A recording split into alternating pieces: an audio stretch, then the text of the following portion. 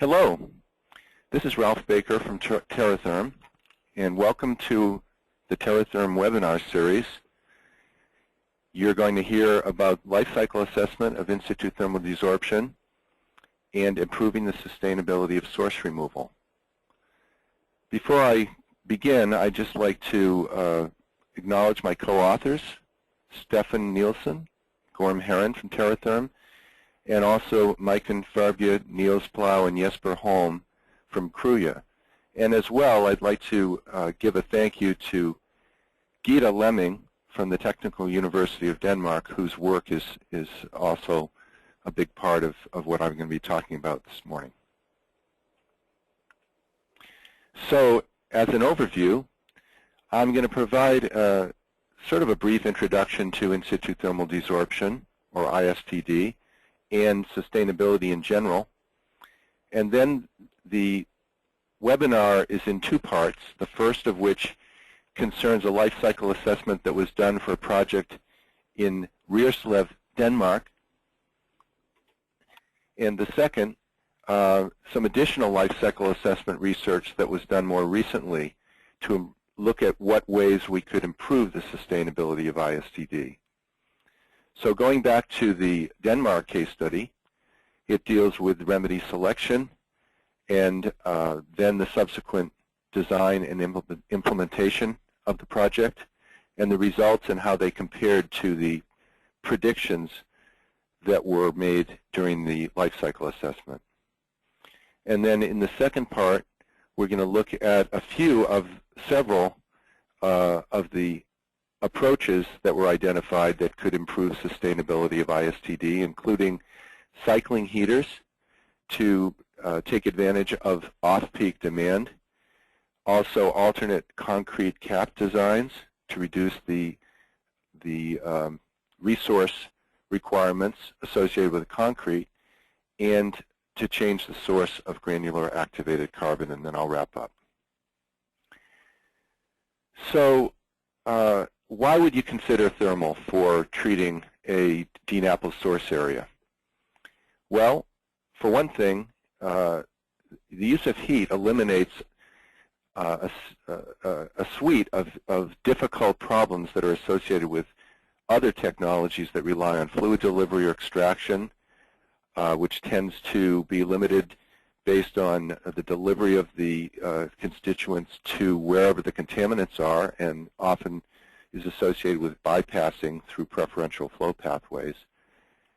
Or it requires modifying and controlling chemical reactions or microbial activity, and those can be very difficult in a source area. So we can instead make the problem much easier by adding heat and changing the state of the chemicals from a liquid to a vapor and then extracting those vapors. A couple of very quick examples. In Teterboro, New Jersey, at a former aerospace facility, we recently completed a very large in-situ thermal desorption project treating chlorinated volatile organic compounds both above and below the water table, total of nearly 78,000 cubic meters. And this was done in 6 months of heating. The graph indicates the changes in concentrations from pre to post-treatment of over 99.99% for the major constituents, which were present in the highest concentrations to begin with. So this exceeded the goals, which were the 1 milligram per kilogram dashed line that you see there. And this is very typical of the kinds of results we've obtained at many sites. Another one is a fractured rock site in South Carolina where we were treating TCE in fill over saprolite and weathered and fractured gneiss, both above and below the water table. 3.5 months of heating. The concentrations on this semi-log plot went from very high concentrations over on the right where the red dots are to extremely low concentrations over the entire depth profile that was treated, and reduced TCE by over 99.999% within the source area.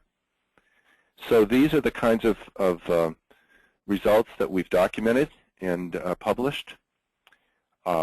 Altogether, TerraTherm has completed over 35 projects within the U.S. and with our partners, another 15 outside the U.S. There's a lot of work being done right now, and those will be something to stay tuned for in the future. So by way of brief introduction, in situ thermal desorption, or I'm going to use the acronym ISTD henceforth, basically involves placing vertical heater wells within the delineated source area. Those you can see with as the gold vertical bars, and also extraction wells to allow for extracting the vapors and steam that are generated during heating. A vapor cap is placed generally over the ground surface to prevent fugitive emissions, provide insulation, and shed rain.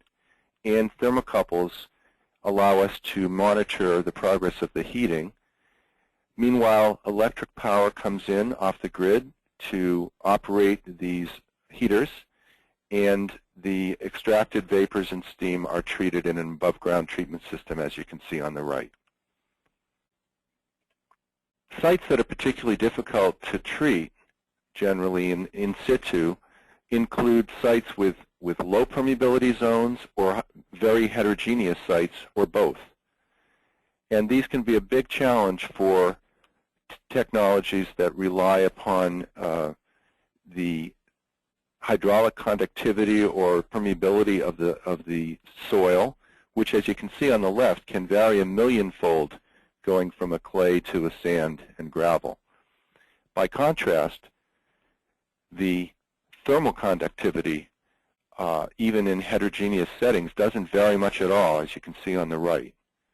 So by placing vertical thermal conduction heaters into the site, as are shown, and this is a close-up indicating what they look like inside, we can effectively inject heat and cover the entire targeted zone. What you're looking at is about a 3-inch diameter steel pipe with a heating element inside. The heating element heats up to a temperature in the range of 500 to 600 C, or even hotter if necessary, and we can turn it up or down much like an electric stovetop heating element. So along each meter of the length of the heater, a consistent amount of wattage is being delivered, and that and the uniformity of the thermal conductivity allows for a very predictable heat injection. So looking at that then in the left, we can see the heating element. This shows 700. That would be kind of an upper range, typical operation temperature for the heaters.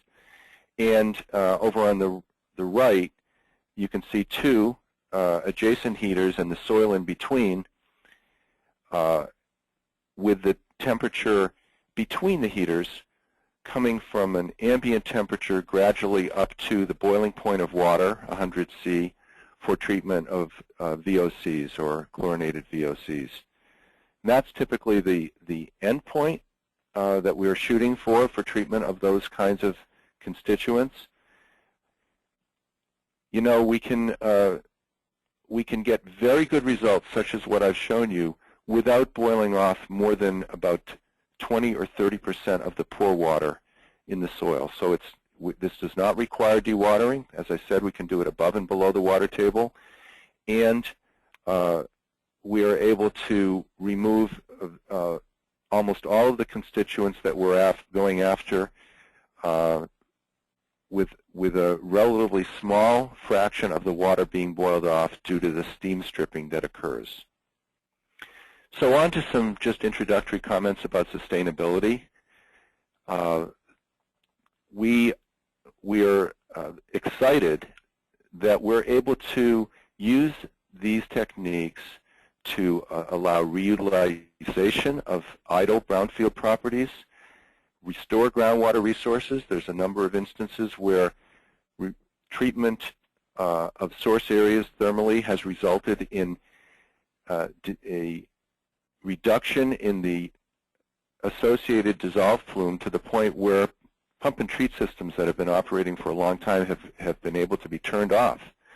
And that kind of site closure being done cost effectively is really, I think, perhaps the most sustainable aspect of all, but also respecting community values, as I'll be explaining in the case study, and altogether minimizing the economic, environmental, and social impacts is really what we're interested in doing. Personally, as I was driving here this morning in my electric car, which is powered by solar panels that I have at home, this is of extreme importance to me, and we're very much committed to trying to adopt more and more sustainable techniques as we go forward. So on to part one. In Denmark, at a place called Rarslev, there was an industrial dry cleaner located right in a residential neighborhood close to a church, as you can see in the bottom of the photograph. And this project was done in partnership with Krya, also near us, the capital region of Copenhagen, and ZL.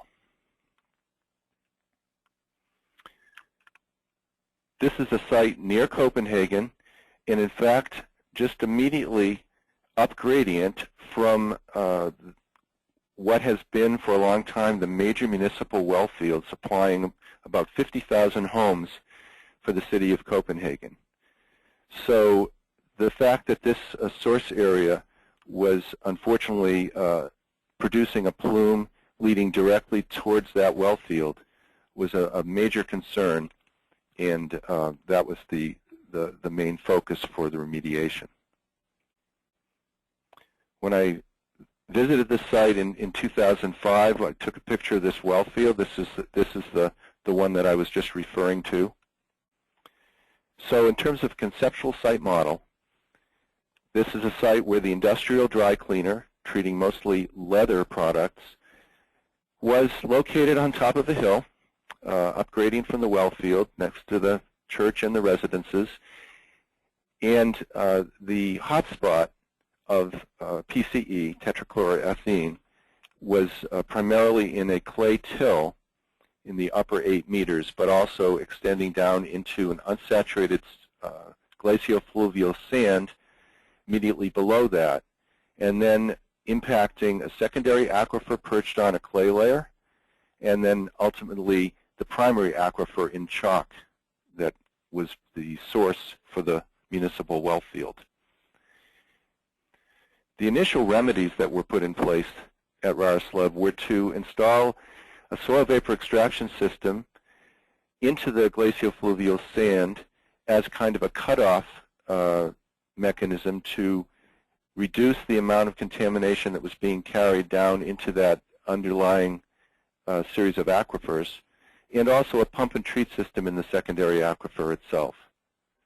But nonetheless, I'm just going to go backwards one slide. You can see that there were concentrations of PCE in the area near the well field that were above the acceptable drinking water standards. Zeroing in on the site itself, we can see the 6 houses that were close to the source, and the church, a fire pond, and locations where, based on MIP investigations, there were concentrations of PCE indicating presence of DNAPL.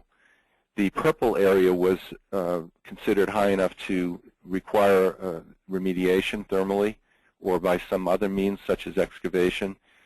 And the diffuse area of contamination in yellow was not deemed requiring source remediation.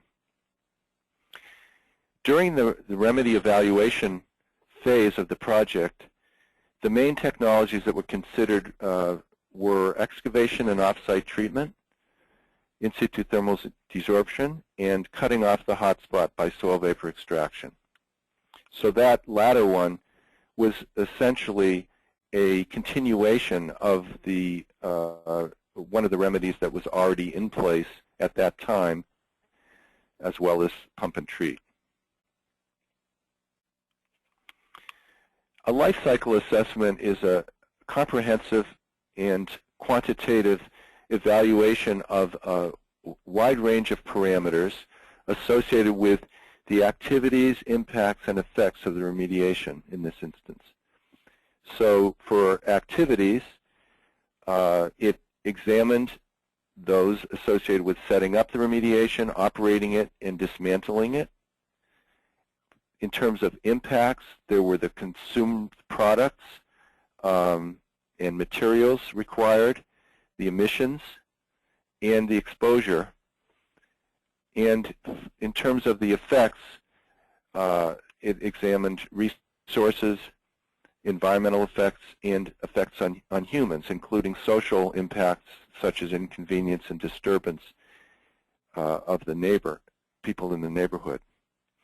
This life cycle assessment was performed by a group at the Technical University of Denmark, led by field shifter, but Gita Lemming was also a member of that group.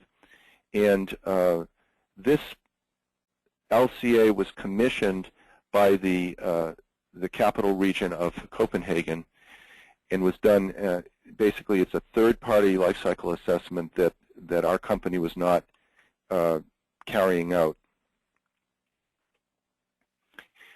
One of the things that they examined was the carbon footprint in tons of CO2 equivalents for each of the scenarios that they were looking at. And as you'll see in a moment, there were two scenarios considered for each remedy, a best case and a worst case. And the excavation with off-site treatment 80 kilometers away was sort of the worst case scenario for the excavation pair.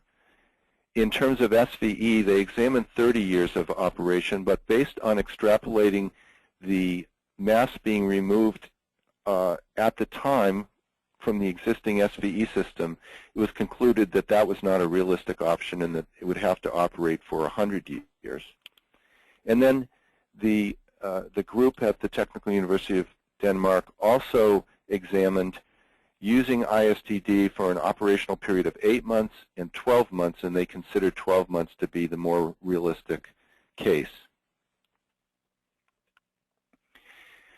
So if you look at those, if you compare those two with the lower CO2 footprints, it's clear that excavation, taking the material only 80 kilometers away, was more advantageous than heating and much more so than SVE.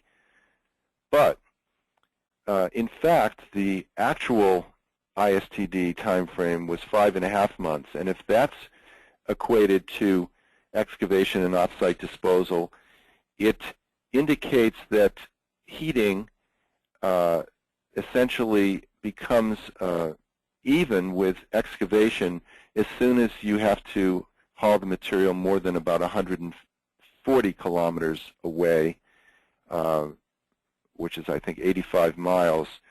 So it's important to understand that there are many sites in the U.S. and elsewhere where waste would have to be hauled much farther than that. And so in those cases, the heating has a lower carbon footprint. Other environmental impacts that were examined included these emission and toxicity and waste impacts.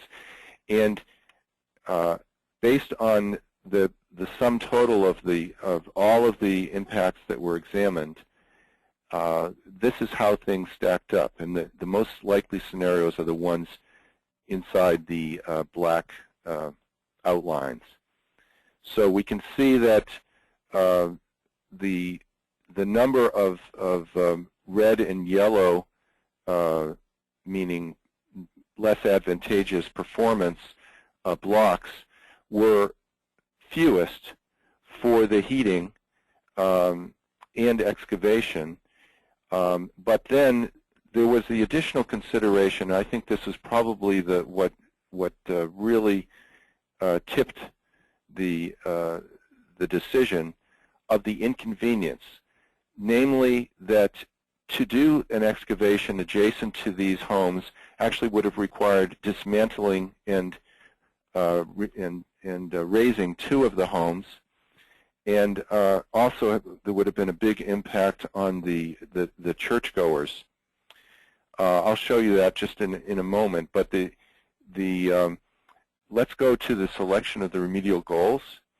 A mass flux model was done by NERIS, looking at the concentrations of PCE in each area and the flux associated with each of the subsurface areas. And here were a number of scenarios that were considered in terms of flux. It was calculated that if we could get down to 1 milligram per kilogram, we would achieve the less than 1 microgram PCE per liter concentration that was the standard being sought at the well field. In fact, as you'll see, the remediation accomplished about 10-fold lower concentrations than that in the source area. So in terms of how that played out, the life cycle assessment was completed and published, and then the ISDD remedy was selected. We and our partners at CRUIA proceeded to design and install the system, treating 11,500 cubic meters over an area of 1,300 square meters with 147 heater wells, 21 extraction points, 30 thermocouple wells, and a total of 240 temperature monitoring points.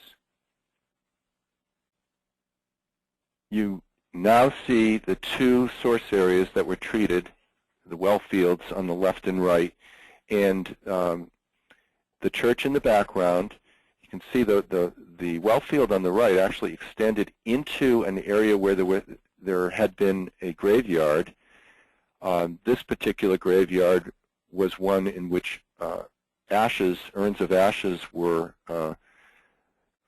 placed in the ground, so those were removed during the treatment and then returned afterwards, and that was quite acceptable to the people in the community. There's also a historic wall that ran through the middle of that well field on the right. You can see the treatment equipment in the upper left and the proximity of the homes below. So imagine if excavation had been done down to 8 to 10 meters in each of those areas with a 45-degree sloping sidewall, because that's a deep excavation. It would have required removing two of the homes and been quite a huge impact. Here is the well field showing the thermal wells in the foreground, the electric cables that lead to them, extraction points, and above ground manifold. There's also smaller boxes that contain the thermocouples and the insulating surface cover made of lightweight concrete that covered the ground surface. Here is one of the homes. The people that lived here were temporarily moved out. The home actually didn't get that warm, but it would have been a little bit uncomfortable. I think it got up to about 40 degrees C inside the house, but it was perfectly fine afterwards, and they were able to move back in. And this is the front-end condensing system and knockout pot ahead of the granular activated carbon. In terms of the temperature progression, looking at the depth profile on the y-axis, we were targeting 0 to 8 meters, and the temperatures marched up from the left to the right up to the boiling point of water, 100 C, over the entire targeted zone. this occurred over a period of, as I mentioned, about 5.5 months.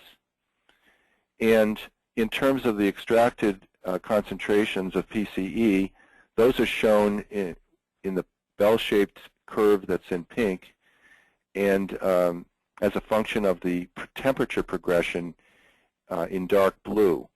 Most of the contaminant mass came out during the period when the eutectic point had been arrived at, which is 89 C for PCE.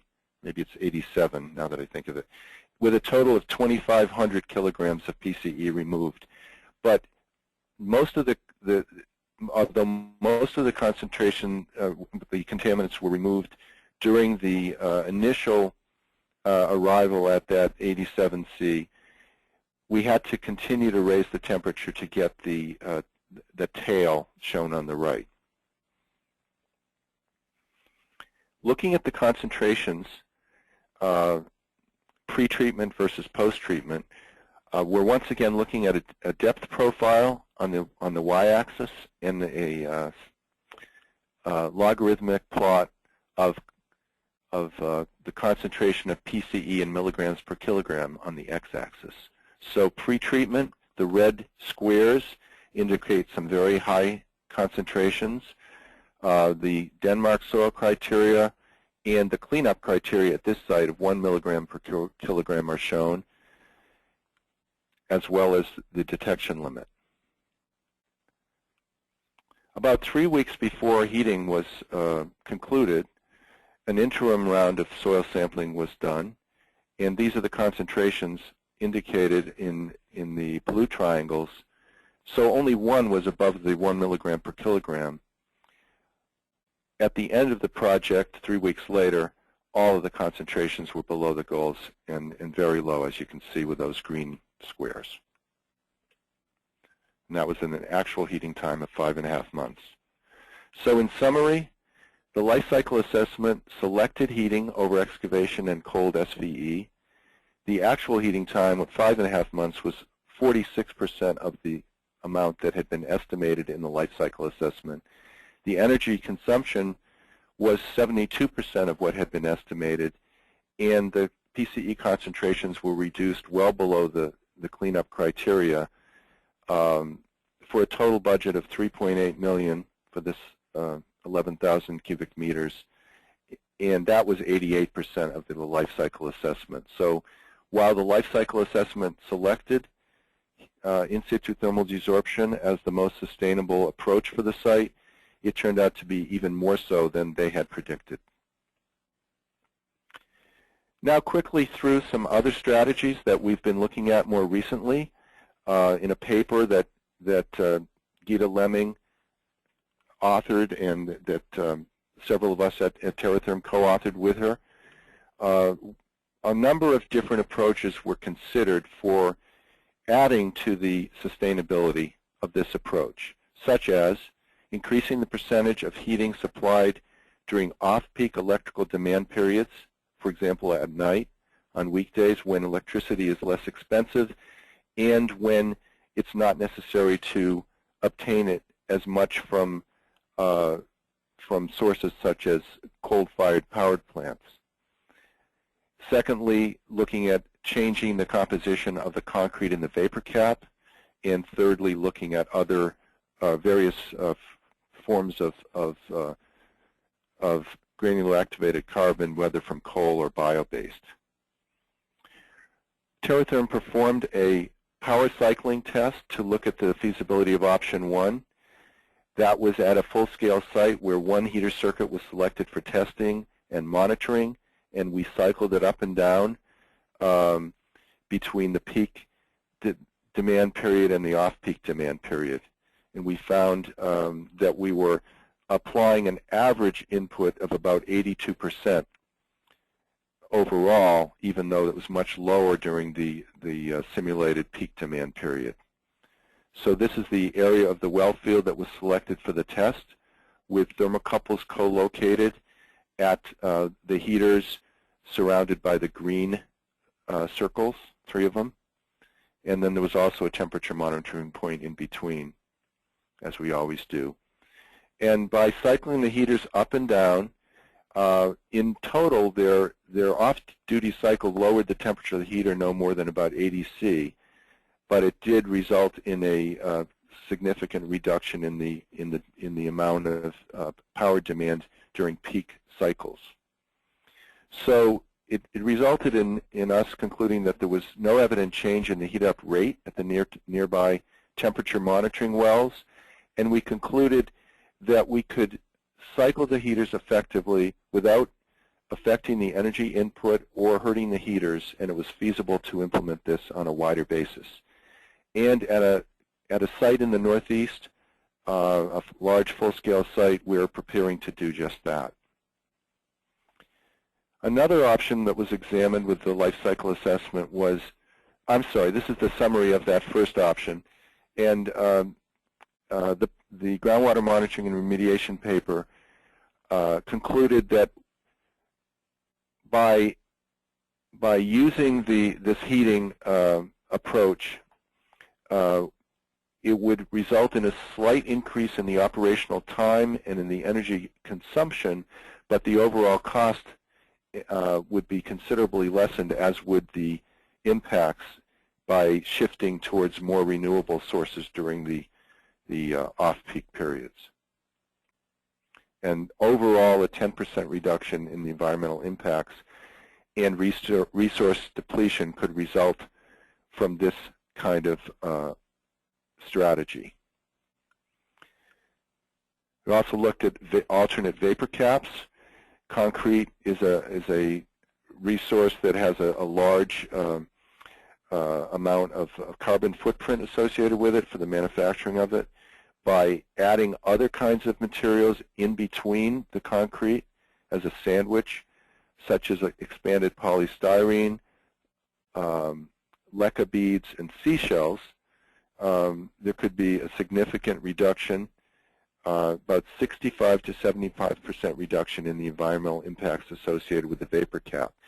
And we have already tested the use of expanded polystyrene and leca beads and expect to be able to use this more widely in the future. And thirdly, the possibility of using bio-based granular activated carbon instead of coal-based GAC was examined, with the result that there could be a very significant reduction, especially in smog formation associated with the cement kilns, global warming, and respiratory impacts. So to wrap up, I'd like to suggest a few things that we've concluded about sustainability in this context. One is that the carbon footprint associated with electrically heating 1 cubic meter of contaminated soil is approximately equivalent to digging and hauling it about 140 kilometers or 85 miles away. But meanwhile, in situ treatment has a much lower neighborhood impact and is really so much more preferable from many respects. And with a technique such as in situ thermal remediation, the liability is eliminated, not merely moved to another location. So considering the fact that the outcome is highly certain in a relatively short time frame, this is really a highly sustainable technology. And I should add that we've been doing a lot of other things I'm not talking about that also add to its sustainability, such as the reusing materials, equipment, and minimizing electrical requirements through the use of variable speed electric drives and so forth. So I appreciate very much your attention, and I'd welcome your questions at this time.